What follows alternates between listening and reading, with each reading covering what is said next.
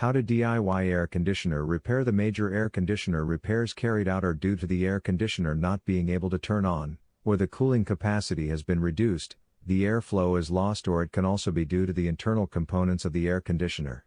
The usual air conditioner components that need to be replaced are the faulty air compressor or condenser, defective air handling unit, defects in the duct system, and the air leaks. If your air conditioner doesn't start, you have to look at the controls and the switches, as most of the problems are electrical related. You have to check whether the circuit breaker and the thermostat are properly functioning.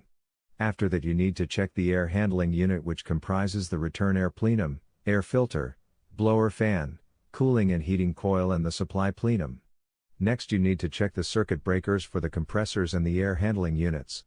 If the air conditioning problem is not resolved, then you need to check the duct system, i.e. the return air ducts and the supply air ducts, and the filters, whether they carry air from the air handler to the different intended rooms in the building.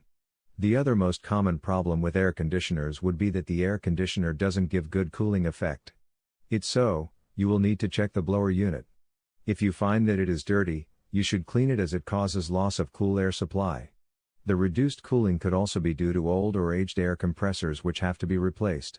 The air compressors are costly, and this would be an expensive repair.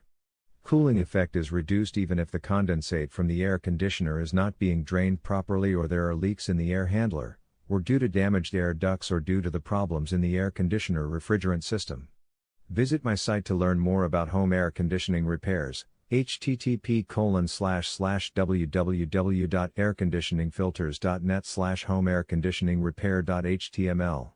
Learn why air conditioning filters are important and how to choose and buy air conditioning filters. http://www.airconditioningfilters.net.